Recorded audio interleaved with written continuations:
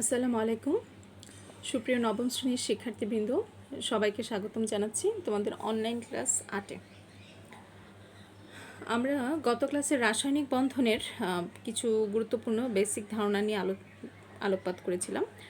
তো আজকে আমরা মোটামুটি চ্যাপ্টারের একদম গুরুত্বপূর্ণ যে আলোচনাগুলো, মূল যেই পড়াটা, সে পড়াটাতে চলে আসলাম। তো আমাদের অষ্টকের নিয়ম এবং দুইয়ের নিয়ম বলতে দুইটা নিয়ম আছে। এই নিয়ম দুটো আমাদেরকে খুব ভালোভাবে পড়তে হবে। তো এই নিয়ম দুটো বোঝার আগে আমাদেরকে আসলে নিষ্ক্রিয় গ্যাস এবং এর স্থিতিশীলতা সম্পর্কে মূলত ধারণা রাখা উচিত। তোমরা খেয়াল করবে পর্যায় সারণীতে 18 নম্বর গ্রুপে কতগুলো মৌল রয়েছে। এখন এখানে 18 নম্বর মৌলগুলো নিয়েই আলোচনা করা হয়েছে। 18 নম্বর মৌলগুলোর একটি বিশেষ নাম আছে, যেটা আমরা পর্যায় সারণী অধ্যায়ে পড়েছিলাম। সেটা হচ্ছে নিষ্ক্রিয় গ্যাস বা অভিজাত গ্যাস বা নোবেল গ্যাস। এই তিনটা নামে আমরা ওদেরকে চিনি। এবং এই গ্যাসগুলোর একটা বিশেষ বৈশিষ্ট্য হলো তারা কখনোই নিজের আরেকটা অণুর সাথেও কখনো ধরো হিলিয়ামের আরেকটা পরমাণুর সাথে কখনো অণু গঠন করে না। যেমন হিলিয়াম 2 কখনো সম্ভব না, নিয়ন 2 কখনো সম্ভব না, আর্গন 2 কখনো সম্ভব না, ক্রিপ্টন 2, জেনন, রেডন 2 এগুলা কখনো সম্ভব হয় না। কিন্তু হাইড্রোজেন 2 হয়, অক্সিজেন 2 হয়, তারপর হচ্ছে আমাদের দেখা যায় ফসফরাস 3 হয়, নাইট্রোজেন 3 হয়। অন্য মৌলগুলোর ক্ষেত্রে এরকম হয়, কিন্তু নিষ্ক্রিয় গ্যাসের ক্ষেত্রে হয় না। এবং এরা সবাই গ্যাসীয় অবস্থায় পাওয়া যায় এবং এরা পারস্পরিক বিক্রিয়া করতেও খুব একটা রাজি নয়। এবং তাদেরকে আসলে পর্যায় সারণীর সবচেয়ে বেশি বড়লোক মৌল বলা হয়। আর তাহলে সবচেয়ে গরিব কারা? সবচেয়ে গরিব হচ্ছে পর্যায় সারণীর একদম শুরুর দিকে যে মৌলগুলো থাকে তারা হচ্ছে সবচেয়ে গরিব মৌল। এবং পর্যায় সারণীর একদম শেষের দিকের মৌল এবং সর্বশেষ 18 নম্বর গ্রুপের মৌলটা হচ্ছে সবচেয়ে বেশি বড়লোক। আর একটা জিনিস খেয়াল করবে, এই পৃথিবীতে আমরা যদি আমাদের মানব জীবনটাকে নিয়ে একটু আলোচনা করি, যে এখানে দেখা যায় যে আমরা সবাই যে আমাদের অবস্থার একটু পরিবর্তন করতে চাই। আমাদের বাবা মা যে অবস্থানে ছিল, আমি সন্তান হিসেবে চাই আরেকটু ভালো অবস্থানে যেতে। আমার বাবা মাও সেটাই চাবে যে আমার সন্তান আমার অবস্থান থেকে তার সামাজিক অবস্থানটা যাতে আরেকটু ভালো হয়, তার সন্তানরা আমার সন্তান যাতে আরও ভালো থাকে, আমি সেটাই আশা করবো। তাহলে সবাই একটা বেটার পজিশনের দিকে যেতে চায়। এই টেন্ডেন্সিটা আমাদের মৌলগুলোর মধ্যেও আছে। তাহলে প্রত্যেকটা মৌল বড়লোক হতে চায় বা একটা অবস্থানে এসে সেটেল হতে চায়, যেটাকে আসলে বলা হয় সামাজিক মর্যাদা বা সেটেলমেন্ট। সেটা কি আসলে আমরা এখানে বলি রসায়নের ভাষায় স্থিতিশীলতা বা স্থিতি। তাহলে কখন মৌলগুলো এসে স্থির হবে? 18 নম্বর মৌলগুলোর মতো যদি তাদের গঠন হয়, তখনই তারা স্থিতিশীল হবে। তাহলে 18 নম্বর গ্রুপের মৌলগুলোর এমন কি বিশেষ ধরনের গঠন আছে? তাহলে একটু দেখো হিলিয়ামের পারমাণবিক সংখ্যা 2, নিয়নের 10, আর্গনের 18, ক্রিপ্টনের 36, জেননের 54, রেডনের 86। এটাতে কোনো সমস্যা নেই। এবার একটু ইলেকট্রন বিন্যাসটা দেখি, মানে এই সংখ্যাগুলো দেখে আমি আসলে ঠিক বুঝতে পারলাম না এখানে এমন কি বিশেষত্ব আছে। হিলিয়ামের ইলেকট্রন বিন্যাস দেখো, 2টা ইলেকট্রন 1s2, প্রথম শক্তি স্তর পূর্ণ। নিয়ন 1s2, 2s2, 2p6, দ্বিতীয় শক্তি স্তর পূর্ণ। তৃতীয় শক্তি স্তর আর্গনের ক্ষেত্রে পূর্ণ, s2, sp6। ক্রিপ্টনের চতুর্থ শক্তি স্তর পূর্ণ এবং আগের দেখো ডি অরবিটাল এখানে পূর্ণ হয়ে গেছে ক্রিপ্টনের ক্ষেত্রে, 3d10। জেননের ক্ষেত্রে 3d10 হয়েছে, 4d10 হয়েছে, এরপর 5s2, 5p6। রেডনের ক্ষেত্রে 6s2, 6p6 এবং 5d10, 4f14 পর্যন্ত ইলেকট্রন গিয়েছে। তারপরে পঞ্চম শক্তি স্তরে s p d অরবিটাল পর্যন্ত পূর্ণ হয়েছে। এখন কেন ডি অরবিটালের পরে এফ অরবিটালে গেল না, সেটা কিন্তু আমরা ওই অরবিটালের n+l সূত্র দিয়ে প্রকাশ করি, যেটা আমাদের পর্যায় সারণীতে আলোচনা ছিল। এবার একটু খেয়াল করো, তোমাদের বই সুন্দর করে একটা মার্কিং দেওয়া আছে, একটা গোল্ডেন কালার দেওয়া আছে এই ইলেকট্রন বিন্যাসটার দিকে। দেখো সবার সর্বশেষ হচ্ছে 2,6,2,6,2,6, শুধুমাত্র হিলিয়ামটা ছাড়া বাকি সবার ইলেকট্রন বিন্যাসে দেখা যাচ্ছে 2,6, অর্থাৎ 8টা। আমরা কিন্তু পড়তে চাচ্ছিলাম অষ্টক নিয়ম এবং 2 নিয়ম। এর আগে আমরা একটু নিষ্ক্রিয় গ্যাসের নিষ্ক্রিয়তা নিয়ে আলোচনা করছিলাম, যাতে আমার অষ্টক নিয়মটা পড়াটা একটু সোজা হয়। এখন দেখো নিয়নের যখন 10, ফ্লোরিনের 9, ফ্লোরিনের সর্বশেষ শক্তি স্তরে 2s2, 2p5 থাকে। তার মানে তার আর একটা ইলেকট্রন হলেই সে নিয়নের মতো হয়ে যায়। আবার সোডিয়ামের দেখো পারমাণবিক সংখ্যা 11। সোডিয়ামের সর্ববিস্তারে একটা ইলেকট্রন সে যদি ছেড়ে দিতে পারে তাহলেই সে হয়ে যাবে নিয়নের মতো। প্রত্যেকটা মৌলেরই হয় নিষ্ক্রিয় গ্যাসকে এই ইলেকট্রন বিন্যাস অর্জন করার জন্য কিছু ইলেকট্রন কখনো বাড়তি থাকে, তখন এগুলো ছেড়ে দিতে হয়।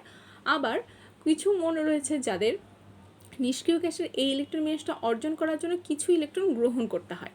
তাহলে যেই মৌলগুলোর ইলেকট্রন গ্রহণ করে নিষ্ক্রিয় গ্যাসের ইলেকট্রন বিন্যাস অর্জন করবে তাদেরকে আমরা বলি অধাতু, এবং যারা তাদের সর্বপরিস্থিতি স্তরের ইলেকট্রন ত্যাগ করে নিষ্ক্রিয় গ্যাসের এই কাঠামো অর্জন করবে তাদেরকে আমরা বলবো ধাতু। তাহলে ধাতু অধাতুর একটা ধারণা কিন্তু আমরা এখান থেকে পেয়ে গেলাম। আবার যারা ইলেকট্রন ত্যাগ করবে, ত্যাগ করার পরে আমি ওকে ধাতু বললাম, কিন্তু ওই মৌলটাকে পাল্টিয়ে যাবে। যেমন সোডিয়াম একটা ইলেকট্রন ত্যাগ করে ফেললো, তাহলে সোডিয়ামের নাম কি পরিবর্তন হয়ে যাবে? না, সোডিয়ামের মাথায় একটা প্লাস সাইন যুক্ত হবে, কারণ সে একটা ইলেকট্রন দেবে। যদি 2টা ইলেকট্রন ত্যাগ করে তাহলে +2 সাইন অ্যাড হবে, যদি 3টে ইলেকট্রন ত্যাগ করে তাহলে +3 সাইন অ্যাড হবে। এটা দিয়ে এই যে প্লাস সংখ্যাটা দিলাম এটাকে আমরা বলছি ক্যাটায়ন। যে ইলেকট্রন ত্যাগ করতে পারে তাকে ক্যাটায়ন বলে। 1 ধনাত্মক, 2 ধনাত্মক, 3 ধনাত্মক ক্যাটায়ন। ঠিক অ্যানায়নের ক্ষেত্রেও তাই, যদি একটি ইলেকট্রন গ্রহণ করে তাহলে 1 ঋণাত্মক আমাদের অ্যানায়নের কথা বলবো, ইলেকট্রন গ্রহণ করলেই অ্যানায়ন। যদি একটা ইলেকট্রন গ্রহণ করে তাহলে তার মাথায় থাকবে -1 লেখার প্রয়োজন হয় না। যদি 2টা ইলেকট্রন গ্রহণ করে সেক্ষেত্রে 2-, 3টে ইলেকট্রন গ্রহণ করলে 3-, এভাবে থাকবে তাদের চার্জগুলো, এবং সবগুলোই নিষ্ক্রিয় গ্যাসকে কেন্দ্র করে। নিষ্ক্রিয় গ্যাসের ইলেকট্রন বিন্যাসগুলো যদি দেখি, আমরা দেখি হিলিয়াম ছাড়া বাকি সবগুলারই হচ্ছে আমাদের অষ্টক পূর্ণ। তো হিলিয়ামের এই 2টা স্তর যেটা, এটাও কিন্তু পূর্ণ, কারণ প্রথম শক্তি স্তরে আর কোনো অরবিটাল নেই। প্রথম শক্তি স্তরে শুধুমাত্র s অরবিটালই সম্ভব। তাহলে s অরবিটাল সম্ভব হওয়ার কারণে প্রথম শক্তি স্তর যেহেতু পূর্ণ, এই পূর্ণটার নাম হচ্ছে দ্বিত্বপূর্ণ। তবে এটা কিন্তু 2-এর নিয়ম নয়, এটা হচ্ছে দ্বিত্বপূর্ণ, সেটা সম্পূর্ণ আলাদা শব্দ।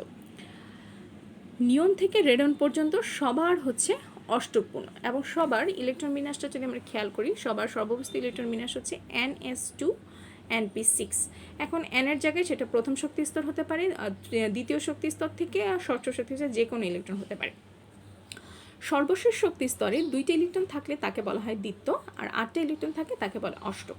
সর্বশেষ শক্তি স্তরে দ্বিত্ব এবং অষ্টক পূর্ণ থাকায় নিষ্ক্রিয় গ্যাসগুলো মোটামুটি স্থিতিশীল হয়, এবং অধিক স্থিতিশীলতার কারণে নিষ্ক্রিয় গ্যাসগুলো অন্য কোনো মৌলকে ইলেকট্রন আদান প্রদান করে না, এবং নিজেরাও অন্য কোনো মৌলের সাথে কোনো ইলেকট্রন গ্রহণে আগ্রহী নয়। ফলে তারা রাসায়নিকভাবে আসক্তিহীন বা নিষ্ক্রিয়। এবং নিষ্ক্রিয় গ্যাস ছাড়া বাকি সব মৌলের সর্বশেষ স্তরে এরূপ অষ্টক অথবা দ্বিত্বপূর্ণ থাকে না, করতে হয়, হয় বেশি থাকে না হলে কম থাকে। এ কারণে তারা স্থিতিশীল হয় না। অন্যান্য মৌল স্থিতিশীলতা অর্জনের জন্য সর্বশেষ শক্তি স্তরে দ্বিত্ব বা অষ্টক পূর্ণ করতে চায়। এই জন্যই সর্বশেষ স্তরে ইলেকট্রন গ্রহণ, ইলেকট্রন প্রদান অথবা ভাগাভাগির মাধ্যমে একটা বন্ধনের সৃষ্টি হয়। তাহলে আমরা নিষ্ক্রিয় গ্যাসের স্থিতিশীলতা থেকে কি জানলাম? তাদের যেহেতু অষ্টক পূর্ণ থাকে, এ কারণে তারা আর কোনো ধরনের ইলেকট্রন আদান প্রদানে যেতে চায় না, এবং এটাই সবচেয়ে স্থিতিশীল অবস্থা। এখান থেকে কি প্রশ্ন আসে? প্রশ্ন আসে নিষ্ক্রিয় গ্যাস সমূহকে কেন নোবেল গ্যাস বলা হয়, নিষ্ক্রিয় গ্যাসগুলোকে কেন নিষ্ক্রিয় গ্যাস বলা হয়, ছোট প্রশ্ন হিসেবে আসতে পারে। তখন তোমাকে আর ইলেকট্রন বিন্যাস লিখে উত্তরটা দেওয়া দরকার নেই।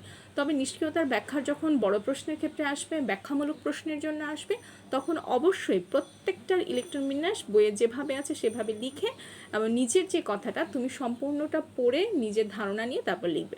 এবং খেয়াল করবে আমাদের অ্যাসাইনমেন্টগুলোতে বইয়ের যে উত্তরগুলো আছে সেগুলো হয়তো তোমার বইয়ে খুব সুন্দরভাবে লেখা আছে। চেষ্টা করবে, এবং সর্বোচ্চ চেষ্টা এটাই থাকবে, বই থেকে পড়ে নিজের মতো করে লেখার। এখানেই তোমার সৃজনশীলতার প্রকাশ হবে, এবং তুমি কতটুকু শিখন ফল এখান থেকে অর্জন করতে পেরেছো সেটা তোমার অ্যাসাইনমেন্টের লেখার ধরন দেখেই বোঝা যাবে।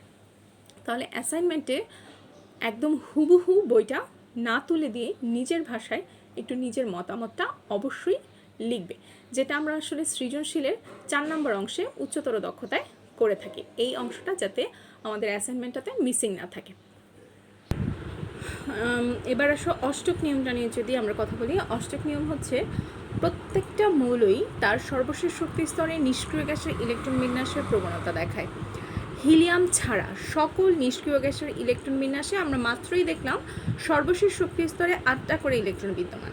অনুগঠনকালে কোনো মৌল ইলেকট্রন গ্রহণ করে, বর্জন করে অথবা ভাগাভাগির মাধ্যমে তার সর্বশেষ শক্তি স্তরে 8টি করে ইলেকট্রন ধারণের মাধ্যমে নিষ্ক্রিয় গ্যাসের ইলেকট্রন বিন্যাস লাভ করে।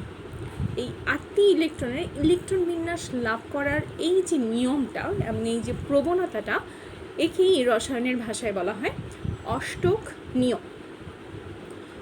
তাহলে অষ্টক নিয়মের সংজ্ঞা বা বিবৃতিটা আমরা জানলাম। তাহলে এখন দেখব অষ্টক নিয়মটা আসলে কিভাবে কাজ করে। দেখো, আমরা মিথেন অণুর গঠন নিয়ে কথা বলবো। মিথেন অণুতে কার্বন পরমাণু 1টি, হাইড্রোজেন পরমাণু থাকে 4টি। কার্বনের পারমাণবিক সংখ্যা 6। ইলেকট্রন বিন্যাস করলে আমরা পাচ্ছি 1s2 2s2 2p2, এবং হাইড্রোজেনের একটি পারমাণবিক সংখ্যা ইলেকট্রন বিন্যাস হচ্ছে 1s1। এই দুইটার কোনোটাই কিন্তু অষ্টক নিয়ম এখন পর্যন্ত মানেনি। কিন্তু অষ্টক নিয়ম মানার জন্য কার্বনের পক্ষে এখানে আরও 4টা ইলেকট্রন প্রয়োজন, এবং হাইড্রোজেনের যেহেতু অষ্টক পূরণ করা সম্ভব না, সে হিলিয়ামের মতো দ্বিত্ব পূর্ণ করবে, অর্থাৎ তার সর্বভৌস্থ স্তরে 2টা ইলেকট্রন আসলে সে নিজেকে একটু বড়লোক ভাববে। কার্বন সর্বভৌস্থ শক্তি স্তরে 4টা ইলেকট্রন আসলে সে নিজেকে বড়লোক ভাববে। তার পক্ষে ইলেকট্রন ত্যাগ করে এই অবস্থায় আসা কার্বনের জন্য সম্ভব না। কার্বন চাইলেই এই 4টা ইলেকট্রন ত্যাগ করে 1s2 দ্বিতীয় অবস্থানে চলে আসতে পারে। এই প্রশ্ন আমাদের মনে জাগতে পারে যে এটাও তো হতে পারে, কিন্তু এটা হবে না। না হওয়ার কারণ কি? 4টা ইলেকট্রন আসতে এবং হাইড্রোজেনের সাথে যে বন্ধনটা তৈরি হবে, এর ফলে এখানে যে অষ্টকপূর্ণ হবে সেখান থেকে তাতে যে পরিমাণ শক্তি। এখন আমরা মিথেন অণুর গঠনটাকে একটু আলোচনা করব, যে 4টা ইলেকট্রনের এখানে ঘাটতি রয়েছে অষ্টকপূর্ণের ক্ষেত্রে, এখানে ঘাটতি রয়েছে 2টি। তাহলে মিথেন অণুতে কার্বন পরমাণু আমার 1টি এবং 4টা হাইড্রোজেন পরমাণু মিলে CH4 হয়। এখন আমরা ইলেকট্রন বিন্যাসটা, তোমাদের বইয়ে এই চিত্রটা খুব সুন্দরভাবে দেওয়া আছে, আমি একটু সহজভাবে বোঝানোর জন্য চিত্রটা একটু খাতায় আঁকলাম। আমরা যদি শক্তি স্তর দিয়ে আমাদের ইলেকট্রন বিন্যাসটাকে লিখি, তাহলে প্রথম শক্তি স্তরের জন্য কার্বনের একদম পাশেই যেই অরবিটটা দেখতে পাচ্ছ, কক্ষপথটা দেখতে পাচ্ছ, সেটি হচ্ছে প্রথম শক্তি স্তর। এরপরের যে কক্ষপথটা সেটা হচ্ছে দ্বিতীয় শক্তি স্তর। প্রথম শক্তি স্তরে কার্বনের 2টি ইলেকট্রন রয়েছে, এবং দ্বিতীয় শক্তি স্তরে কার্বনের ইলেকট্রন রয়েছে 1 2। কার্বনের ইলেকট্রন স্বাভাবিকভাবে থাকার কথা 4টা। তাহলে 4টা ইলেকট্রনকে এই মাথায় একটা, এই মাথায় একটা, এই মাথায় একটা, আমি এই মাথায় একটা দিলাম। মনে করি যে হাইড্রোজেনটা এখনও আসেনি। অপরদিকে একটা হাইড্রোজেনের একটা মাত্র ইলেকট্রন রয়েছে, সেই ইলেকট্রনটা, এবং কার্বনের 4টা ইলেকট্রন। তাহলে 4টা হাইড্রোজেন এসে কার্বনের সেই একটা ইলেকট্রন এবং হাইড্রোজেনের যেই একটা ইলেকট্রন দুইজন একটু শেয়ার করলো। শেয়ার করার ফলে হাইড্রোজেনের এখন দেখো 2টা ইলেকট্রন হয়ে গেছে। যদি আমি এই ইলেকট্রন বিন্যাসটাকে এভাবে চিন্তা করি যে আমার আর কিছু নাই, তাহলে দেখবে শুধুমাত্র হাইড্রোজেনের রয়েছে। আবার এদিকে এই হাইড্রোজেনটাকে দেখি, তাহলে 2টা, এই হাইড্রোজেনকে 2টা, এই হাইড্রোজেনকে 2টা। আবার সবগুলো হাইড্রোজেনকে বাদ দিয়ে দিই, মনে করি যে সবগুলো হাইড্রোজেন নেই, তাহলে এখন কার্বনের সর্বভৌস্থ স্তরে ইলেকট্রন দেখো 1 2 3 4 5 6 7 8টা হয়ে গেছে। 8টা ইলেকট্রন বিন্যাস কার্বন অর্জন করে ফেলেছে। তার মানে মিথেন যৌগটা অষ্টক নিয়ম অনুসরণ করছে। তাহলে প্রশ্ন কিভাবে আসে? প্রশ্ন আসে অষ্টক নিয়মের বিবৃতি, অনুধাবনের প্রশ্ন আসে। অনুধাবনের প্রশ্নে ব্যাখ্যা করতে বলে, উদাহরণের সাহায্যে যখন অষ্টক নিয়ম ব্যাখ্যা করতে বলে তোমরা স্বাভাবিকভাবে মিথেনের উদাহরণটাই দিবে, যেহেতু এটা বইয়ে আছে চিত্রসহ, এটাই ভালোভাবে পড়বে। আবার কোনো সময় তোমাকে যৌগ দিয়ে দেওয়া হবে যে মিথেন অথবা অ্যামোনিয়া অথবা পানি, এর ক্ষেত্রে অষ্টক নিয়মটা কিভাবে পূরণ হচ্ছে, তখন তুমি বিবৃতি দিয়ে এই অণুর গঠনটা এঁকে কিভাবে পূরণ হলো তুমি সেটা দেখাবে। এখানে কিন্তু ইলেকট্রনের কোনো আদান প্রদান হয়নি, অর্থাৎ কার্বন ইলেকট্রন দিয়েছে, হাইড্রোজেন ইলেকট্রন নিয়েছে, এ ধরনের কোনো ঘটনা ঘটেনি। এখানে যে ঘটনা ঘটেছে সেটা হচ্ছে কার্বন তার সর্বভৌস্থ স্তরের 4টা ইলেকট্রন যেটা ছিল, সেই 4টা ইলেকট্রন সে হাইড্রোজেনের সর্বভৌস্থ স্তরে থাকা 4টা হাইড্রোজেনের 4টা ইলেকট্রনের সাথে দুজন শেয়ার করেছে, এবং শেয়ার করার ফলে দুইজনের যে অপূর্ণতা ছিল সেই অপূর্ণতাটা পূর্ণ হয়ে গেছে। এই শেয়ারের মাধ্যমে যে বন্ধনটা তৈরি হয় সেটা হলো সমযোজী বন্ধন। আমরা একই সাথে কিন্তু সমযোজী বন্ধনটাও পড়ে ফেলাম। সমযোজী বন্ধনের সংজ্ঞায় যদি আমরা খেয়াল করি, তোমরা বইয়ে একটু খেয়াল করো, সমযোজী বন্ধন হচ্ছে যে বন্ধনে আমরা ইলেকট্রনের শেয়ারের মাধ্যমে যে বন্ধনটি গঠিত হয় তাকেই বলা হয় সমযোজী বন্ধন। এবং সমযোজী বন্ধন সবসময় অধাতুর মধ্যে হবে, কখনোই ধাতুর সাথে সমযোজী বন্ধন হবে না, কারণ ধাতু কখনোই সমযোজী বন্ধনে অংশগ্রহণ করে না, অধাতু সমযোজী বন্ধনে অংশগ্রহণ করে। এখানে আমাদের মিথেন অণুতে কার্বন এবং হাইড্রোজেন দুটিই হচ্ছে অধাতু, এবং এরা ইলেকট্রন শেয়ার করেছে, কারণ তাদের পক্ষে ইলেকট্রন আদান প্রদান করা কোনোভাবেই সম্ভব নয়। অসম্ভব এই কারণ হচ্ছে ইলেকট্রন আদান প্রদানের মতো তাদের যথেষ্ট ইলেকট্রন সর্বস্থিত স্তরে নেই। এবার আসো দুয়ের নিয়ম। অষ্টক নিয়ম আমরা বুঝতে পারলাম, যা অষ্টক পূর্ণ করার যে প্রবণতাটা সেটাই হচ্ছে অষ্টক নিয়ম। অষ্টক নিয়মের কিছু সীমাবদ্ধতা ছিল। এই সীমাবদ্ধতার কারণে বিজ্ঞানীরা একটা নতুন নিয়ম উপস্থাপন। সীমাবদ্ধতাটা কী ছিল? কারণ হচ্ছে দেখা যায় সব মৌলই অষ্টক পূর্ণ করার মতো ইলেকট্রন তাদের সর্বস্থিত স্তরে থাকে না। তাহলে তারা কি অষ্টক পূর্ণ করবে না? তাহলে তারা কিছু স্থিতিশীল যৌগ গঠন করবে না? তারাও করবে, কিন্তু তখন তারা আর অষ্টক নিয়মটা না মেনে অন্য একটা নিয়ম অনুসরণ করবে। সেই নিয়মটাকে বলা হচ্ছে দুইয়ের নিয়ম। দুইয়ের নিয়মটা অষ্টক নিয়ম থেকে অনেক বেশি উপযোগী এবং আধুনিক, যেটা পরবর্তীতে প্রমাণিত হয়। নিষ্ক্রিয় গ্যাসগুলোর সর্বস্থিত স্তরে 2টি অথবা 8টা ইলেকট্রন রয়েছে। ঠিক তেমনিভাবে অনুগঠনকালে 2 অথবা 8, খেয়াল করো, নিষ্ক্রিয় গ্যাসের সর্বস্থিত স্তরে 2টি এবং 8টি, দুইটাই কিন্তু জোড় সংখ্যা। ঠিক তেমনি অনুগঠনকালে কোনো পরমাণুর সর্বস্থিত শক্তি স্তরে 1 বা একাধিক জোড়া ইলেকট্রন বিদ্যমান থাকবে। তাহলে দুইয়ের নিয়মের বিবৃতিটা কিন্তু আমার এখান থেকে শুরু হচ্ছে, যে কোনো পরমাণুর সর্বশেষ শক্তি স্তরে 1 বা একাধিক জোড়া ইলেকট্রন বিদ্যমান থাকবে। এটি হচ্ছে দুইয়ের নিয়ম। অর্থাৎ অণুতে যে কোনো পরমাণুর সর্বস্থিত শক্তি স্তরে 1 অথবা একাধিক জোড়া ইলেকট্রন থাকলেই তাকে আমরা বলবো যে দুইয়ের নিয়ম অনুসরণ করছে। ঠিক তেমনিভাবে এখন বেরিলিয়াম ক্লোরাইডের ক্ষেত্রে দেখো, বেরিলিয়াম ক্লোরাইডে কেন্দ্রীয় পরমাণু, যেহেতু ক্লোরিন হচ্ছে অধাতু, বেরিলিয়াম হচ্ছে ধাতু, এ কারণে কেন্দ্রীয় পরমাণু হচ্ছে বেরিলিয়াম। বেরিলিয়ামের সর্বস্থিত শক্তি স্তরে 2 জোড়া ইলেকট্রন, অর্থাৎ 4টা ইলেকট্রন থাকে। বোরন ট্রাইফ্লোরাইডের সর্বস্থিত স্তরে 3 জোড়া ইলেকট্রন থাকে, মানে হচ্ছে 6টা। আবার আমাদের মিথেনের ক্ষেত্রে কেন্দ্রীয় পরমাণুর কার্বনের সর্বস্থিত স্তরে 4 জোড়া অথবা 8টা ইলেকট্রন থাকে। শুধু তাই নয়, দেখা যায় কেন্দ্রীয় পরমাণু ছাড়া অন্য পরমাণুগুলো, অর্থাৎ ক্লোরিনের সর্বস্থিত স্তরে 4 জোড়া অথবা 8টা ইলেকট্রন থাকে, ফ্লোরিনের সর্বস্থিত স্তরে 8 জোড়া বা 8টা ইলেকট্রন থাকে, 1 জোড়া। এখন দুইয়ের নিয়মগুলো সাধারণত দেখা যায় পর্যায় সারণীর 1 থেকে 20 পারমাণবিক সংখ্যার সমন্বিত যে মৌলগুলো আছে, মূলত তারাই অষ্টক এবং দুইয়ের নিয়মটা খুব ভালোভাবে অনুসরণ করে। এবার চলো দুইয়ের নিয়মের উদাহরণটা আমরা একটু যদি দেখি।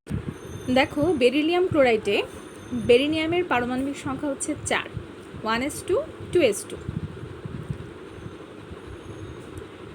এবং ক্লোরিনের হচ্ছে 17, 1s2 2s2 2p6 3s2।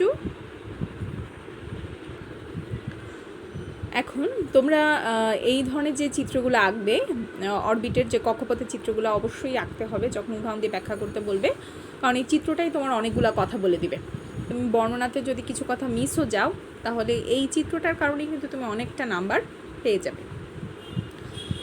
চিত্রগুলো compass দিয়ে আঁকার চেষ্টা করবে, যে গোল বৃত্তগুলো বেরিলিয়ামকে সেন্টার করে একটা কম্পাস দিয়ে সুন্দর করে আঁকবে। বেরিলিয়ামের প্রথম যে কক্ষপথটা সেটাতে 2টা ইলেকট্রন আছে, যেটা দেখালাম। দ্বিতীয় যে কক্ষপথটা সেটাতে একটা 2টা ছিল। পরবর্তীতে ক্লোরিনের সাথে বন্ধন হয়েছে। প্রথমে ধরে নিচ্ছি আমার এখানে একটা ইলেকট্রন ছিল, এখানে একটা ইলেকট্রন ছিল। ক্লোরিনের ক্ষেত্রে প্রথম শক্তি স্তরে 2টা, দ্বিতীয় শক্তি স্তরে 8টা, 1 2 3 4 5 6 7 8, তৃতীয় শক্তি স্তরে 7টা, 1 2 3 4 5 6, এই হলো 7 নাম্বার। এই 7 নাম্বার ইলেকট্রনটা এবং বেরিলিয়ামের যে একটা ইলেকট্রন ছিল, এই দুইজন এখানে পরস্পর ইলেকট্রনটাকে শেয়ার করেছে। ঠিক তেমনিভাবে এই ক্লোরিনের ক্ষেত্রেও একই ঘটনা, এই ইলেকট্রনটা শেয়ার হয়েছে। এই শেয়ারকৃত ইলেকট্রনের মধ্যে একটা বেরিলিয়ামের, একটা ক্লোরিনের। অর্থাৎ আমরা যখন টিফিন শেয়ার করে খাই, তেমনিভাবে এই দুই বন্ধু, ক্লোরিন বলছে যে তুমি আমার টিফিন থেকে এটা খাও, আমার টিফিন থেকে তুমি আপেলটা খাও, আর বেরিলিয়াম বলছে তাহলে তুমি আমার থেকে একটা পাউরুটি খাও। তাহলে এই দুইজনের শেয়ার হলো। শেয়ার করার ফলে কি হলো, দুইজনেরই পেটটা ভরে গেল, অর্থাৎ দুইজনেরই অষ্টক পূর্ণ হয়ে গেল। এখন দেখো তো, অষ্টক কি আসলে পূর্ণ হয়েছে? ক্লোরিনের অষ্টক পূর্ণ হয়েছে ঠিকই, কিন্তু বেরিলিয়ামে কি অষ্টক পূর্ণ হয়েছে? বেরিলিয়ামের অষ্টকপূর্ণ হয়নি। বেরিলিয়ামের 4 জোড়া ইলেকট্রন তৈরি, মানে 2 জোড়া ইলেকট্রন, মানে 4টা ইলেকট্রনের সৃষ্টি হয়েছে। তাহলে এখন কথা হলো, বেরিলিয়ামের যেহেতু পারমাণবিক সংখ্যা কম, তার পক্ষে কখনোই ইলেকট্রন বিন্যাসটা আমি যেভাবেই মৌলের সাথে যুক্ত করি সেটা কখনোই অষ্টক পূরণ করার সামর্থ্য রাখে না। তাহলে কি বেরিলিয়াম অংশগ্রহণ করবে না যৌগ গঠনে? অবশ্যই করবে। তখনই আমাদেরকে 2 নিয়ম অ্যাপ্লাই করতে হবে, এবং তখনই এই যৌগটাকে স্থিতিশীল বলবো যে যদি কোনো মৌলের সর্বপরিস্থ শক্তি স্তরে জোড়া ইলেকট্রন থাকে, যে এরকম জোড়া ইলেকট্রন থাকে যৌগ গঠনের পরে, তাহলে আমরা বলবো যে এই যৌগটা 2 নিয়ম অনুসরণ করছি। এরকম আরেকটা উদাহরণ হচ্ছে আমাদের বোরন ট্রাইফ্লোরাইড। এটা তোমরা বাসায় চিত্রটা আঁকার চেষ্টা করবে। দেখো বেরিলিয়ামের সাথে 2 দিকে 2টা ক্লোরিন এবং মাঝখানে মধ্যবর্তী বন্ধনটা হয় 180 ডিগ্রি। এবার আসো আমরা বন্ধনের আলোচনাতে মোটামুটি চলে আসলাম। আমরা অষ্টক নিয়মটা শেষ করে 2 নিয়মটা পড়লাম। এখন আমরা একটু ক্যাটায়ন এবং অ্যানায়ন নিয়ে, যেটা আমি একটু আগেও তোমাদেরকে বলেছিলাম, যখন একটু অরবিটাল চিত্র দিয়ে, একটু বইয়ের চিত্রটা দেখে যদি, যে লিথিয়ামের প্রথম শক্তি স্তর হচ্ছে 1s2, এরপরে দ্বিতীয় শক্তি স্তরে 2s1, এর পারমাণবিক সংখ্যা হচ্ছে 3। এখন কথা হলো এটাকে অষ্টক পূরণ করতে পারবে না, এটা কখনোই অষ্টক পূরণ করতে হবে। অষ্টক পূরণ করার জন্য এই সর্বপরিস্থিত স্তরে আরও 7টা ইলেকট্রনের দরকার। 7টা ইলেকট্রন আনা এতটা সহজ নয়, কিন্তু একটা ইলেকট্রন ছেড়ে দেওয়া খুব সোজা। তাহলে একটা ইলেকট্রন সে ছেড়ে দিল, কিন্তু ছেড়ে দিলে সে কি অষ্টক পূরণ হচ্ছে না? হচ্ছে না। সে একটা ইলেকট্রন যখন ছেড়ে দিচ্ছে, ছেড়ে দেওয়ার কারণটা কি? ছেড়ে দিলে সেই হিলিয়ামের যে একটা দ্বিত্ব পূরণের গঠন ছিল, সেই দ্বিত্ব পূরণের গঠনে সে চলে যেতে পারে। তাহলে সে একটা ইলেকট্রন এখানে চলে আসলো। তার মানে আমরা যখন সমীকরণটা লিখবো বা এই চিত্রটা আঁকবো, তুমি এখানে লিথিয়াম মাইনাস ইলেকট্রন তীর চিহ্ন দিয়ে লিথিয়াম প্লাসের এই স্ট্রাকচারটা আঁকবে। এটা কিন্তু হিলিয়াম না, এটা হচ্ছে লিথিয়াম প্লাস, মাথায় প্লাস দিয়েছি। এটা হয়ে গেল তখন লিথিয়াম ক্যাটায়ন গঠন। আর এখানে আমার ইলেকট্রনটা দেওয়ার দরকার নেই। আবার যদি বইয়ের মতো লিখো, তাহলে এখানে যে মাইনাসের ইলেকট্রনটা ছিল সেটাকে যখন আমি তীর চিহ্ন বা সমান চিহ্নের এদিকে যখন পক্ষান্তর করা হবে, তখন স্বাভাবিকভাবেই এখানের মাইনাস ইলেকট্রনটা এখানে এসে প্লাস ইলেকট্রন হয়ে যাবে। আবার এই মাইনাস প্লাসের ইলেকট্রনকে সমান চিহ্নের এদিকে নিয়ে আসো, তখন এটা মাইনাস হয়ে যাবে। তাহলে পরীক্ষার সময় অনেক সময় এই জায়গাটায় প্লাস মাইনাসে সবাই একটু ভুল করে। এই ভুলটার জন্য আমাদের উচিত হবে যে লিথিয়াম থেকে ইলেকট্রনটা চলে যাচ্ছে এভাবে দেখানোটাই, তাহলে আমাদের ভুলের পরিমাণটা একটু কম হবে। এরপর দেখো ক্লোরিন পরমাণুর স্ট্রাকচারে দেখা যায় ক্লোরিন পরমাণু 17 পারমাণবিক সংখ্যা বিশিষ্ট। প্রথম শক্তি স্তর 2টা, দ্বিতীয় শক্তি স্তরে 8টা, তৃতীয় শক্তি স্তরে 7টা ইলেকট্রন রয়েছে। দেখো সবগুলো জোড়া, এই একটা ইলেকট্রন একটা ইলেকট্রনের ঘাটতির কারণে তার অষ্টক পূর্ণ হচ্ছে না, তার মাত্র একটা ইলেকট্রন গ্রহণ করতে হবে। তাহলে কোনো না কোনো ধাতু, এই যেমন লিথিয়াম যদি তার যেই ইলেকট্রনটা ত্যাগ করে দিয়েছে, সেই ইলেকট্রনটা যদি ক্লোরিন কোনোভাবে গ্রহণ করতে পারে, গ্রহণ করলে সে দেখো 8টা ইলেকট্রন পেয়ে যাচ্ছে, এবং 8টা ইলেকট্রন পেয়ে যাওয়ার ফলে সে ঋণাত্মক Cl- অর্থাৎ ঋণাত্মক ক্লোরাইড আয়ন গঠন করছে। এভাবে তৈরি হচ্ছে অ্যানায়ন, এবং ইলেকট্রন ত্যাগের মাধ্যমে তৈরি হচ্ছে ক্যাটায়ন, এবং ইলেকট্রন গ্রহণের মাধ্যমে তৈরি হচ্ছে অ্যানায়ন। এখন ক্যাটায়ন এবং অ্যানায়নের এই ধারণাগুলো আমাদের পরবর্তী যে ক্লাসটা, সেটাতে আমরা আয়নিক বন্ধন নিয়ে আলোচনা করব, আয়নিক বন্ধনের বৈশিষ্ট্যগুলো নিয়ে আলোচনা করব, তখন আমাদের দরকার হবে। তাহলে আজকের ক্লাসে আমরা নিষ্ক্রিয় গ্যাস সম্পর্কে জানলাম, অষ্টক নিয়ম এবং 2 নিয়ম পড়লাম, সেই সাথে সমযোজী বন্ধনের গঠন প্রক্রিয়াও আমরা আলোচনা করলাম, এবং ক্যাটায়ন এবং অ্যানায়ন সম্পর্কে আমরা একটা সাধারণ ধারণা নিলাম। এবং ক্যাটায়ন এবং অ্যানায়ন কী, এই প্রশ্নটা জ্ঞানের প্রশ্নের জন্য খুবই ইম্পর্টেন্ট। অনুধাবনের প্রশ্নে আসলে অবশ্যই চিত্র দিয়ে উত্তর দেওয়ার চেষ্টা করবে, আর জ্ঞানের প্রশ্নে আসলে শুধুমাত্র সংজ্ঞা দিবে। ধন্যবাদ সবাইকে, আশা করি সবাই ভালো থাকবে। আসসালামু আলাইকুম।